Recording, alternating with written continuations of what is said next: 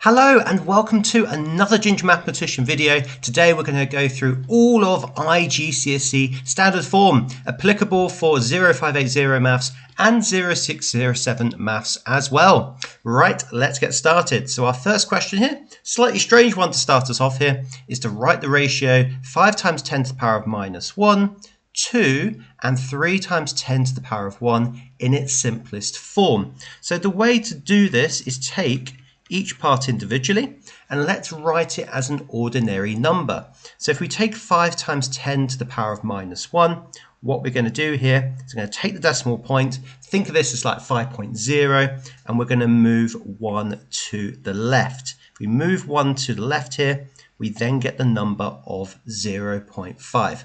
So I can rewrite 5 times 10 to the power of minus 1 as 0.5. 2 I'm going to leave alone for the time being. 3 times 10 to the power of 1 I'm going to do in a very similar way. So I write down my 3 point, so like 3.0, and in this case we actually want to move 1 to the right because we have a positive 1 here. So we move 1 to the right, that's going to give us the number of 30. So we can pop in 30 as the ordinary number for this standard form. Once we've done this, we want to get it in its simplest form. We do not like decimals in our ratio. So what can I do to 0.5 to get to a whole number? Well, just multiply by 2. But I need to remember to multiply everything by 2 in the ratio so that it stays the same. 0.5 times 2 is 1, 2 times 2 is 4, and then 30 times 2 is 60, giving us 1 to 4 to 60 for our 2 marks. So you can see the solution here and where you pick up that method mark as well. On to our next question. Again, this is generally designed as a non-calculator question because the numbers are so big here. It's very hard to do it with a calculator, and we need to work out this subtraction. Now, one method you might have been shown in class is to write this out as an ordinary number and then work with it. But the numbers are so big here, we need an alternative. Now, I'm going to go through this kind of question a couple of times in this video, so if you don't get it the first time, absolutely fine, watch in the other questions as well. The key thing here is that we want the same standard form here. We want these two things to be the same. Now, a way that we can do this, if I multiply this by 10 squared, remember our index rules, 10 to the power of 98 times 10 squared, we add the small numbers and we get 10 to the power of 100, which is what we want. But we don't want to change what it is. So if I do times 10 squared on the right hand side, I want to divide by 10 squared or divide by 100 on the left hand side. So I'm going to keep this the same for the time being. If I do 10 to the power of 98 times 10 squared, we've done this already, we get 10 to the power of 100. Great, that's what we wanted. If we do 2 divided by 10 squared, remember that's the same as saying 2 divided by 100, that gives us 0.02. Again, you can check on your calculator if you're allowed. So this then becomes, out of standard form, 0.02 times 10 to the power of 100. Now, what's the reason we did this? As soon as we have the bases the same, a bit like fractions really, we can have 10 to the power of 100, that stays the same, and all we do then is just do 2 minus 0.02, which gives us then 1.98. Notice we get to the answer really smoothly by doing this approach. 1.98 times 10 to the power of 100. Again, you can see where you pick up those marks. That changing out of standard form gives you that 1 method mark. On to our next question, a much easier question here, which is to write this number in standard form. So our standard approach here, that wasn't done on purpose, honestly. Our standard approach for standard form is we take our decimal point and we move it as many times as we want until we get a number between 1 and 10. So that's what we're aiming for. So we're going to move once, twice, 3 times, 4 times, 5 times. So we've worked out now we have 5.87. So that's our number between 1 and 10, so that's all good. And then how many times did we move it here? We moved it to the left. That's important, 5 times. So we put a positive 5 here.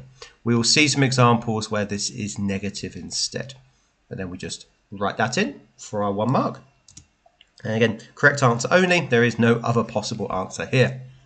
Okay, next question here. Similar to what we did in a previous question, which is calculate 4.9 times 10 to the power of minus 3. Notice we've got an addition this time, 8.1 times 10 to the power of minus 4. And we want the answer in standard form. You could write this out in long form in this particular question. But again, I want you to get used to using this shorter method because that's going to help you. So again, the first thing I look at is I want to get these base numbers the same. So if we take this one here, what do I do to 10 to the power of minus 4? What do I multiply it by to get 10 to the power of minus 3? I'm always looking at the smaller number here. If I multiply by 10 to the power of 1, minus 4 plus 1 equals minus 3. So with this particular calculation, I want to multiply by 10 to the power of 1 on this side, but again, on the other side of this expression, I want to then divide by 10 to the power of 1, or divide by 10. So we leave the first part alone.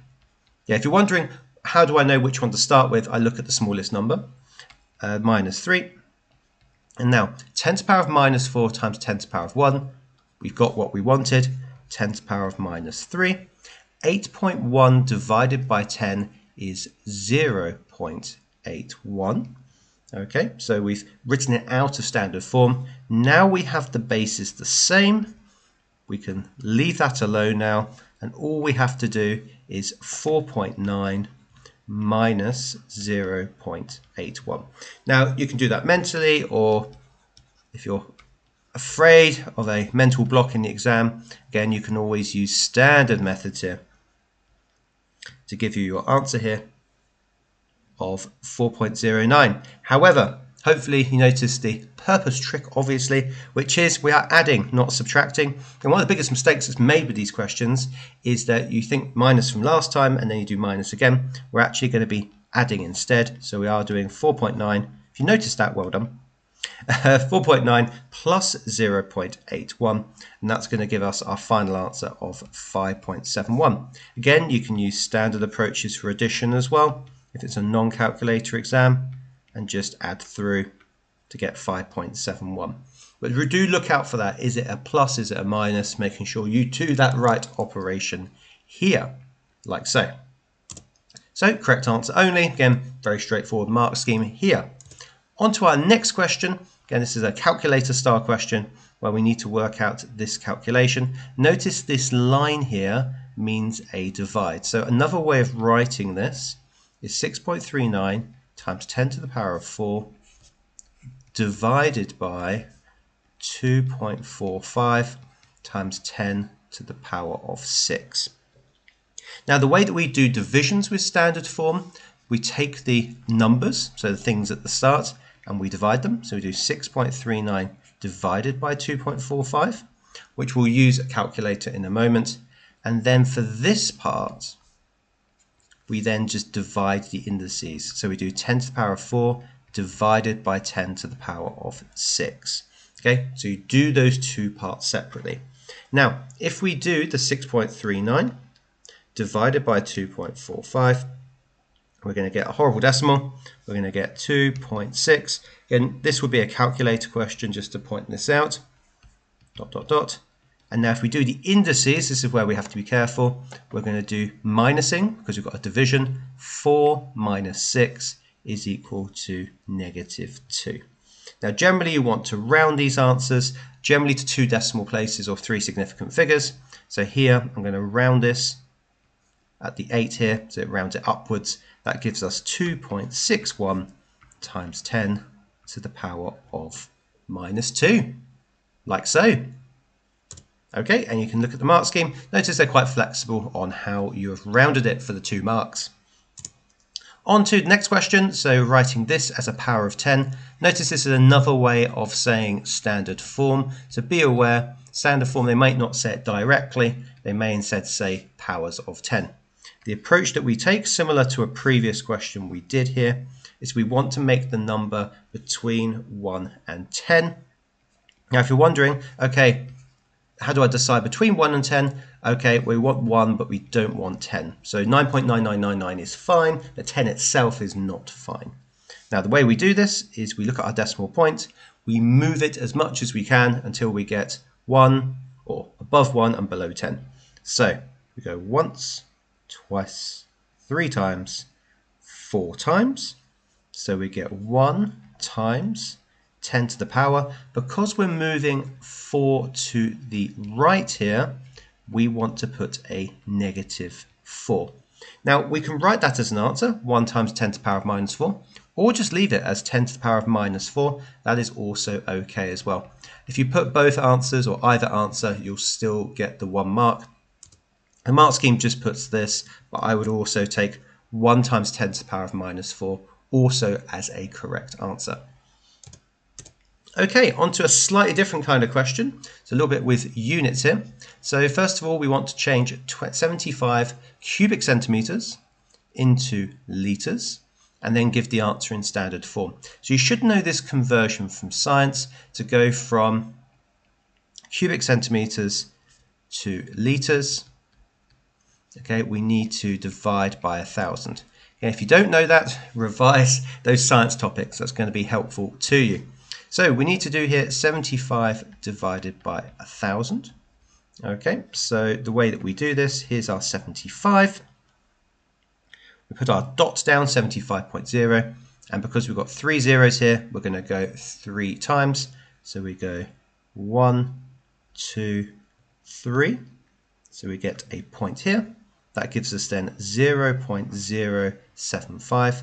So 0.075 liters, but we want the answer in standard form. So the way we do this is we move it once, twice, so we get 7.5. How many times have we gone to the right? We've gone twice, so we put 10 to the power of minus 2. Okay, so just have to be very careful with these questions, being very clear in our mind exactly what we're doing step by step. Okay, your answer you see in front of you there.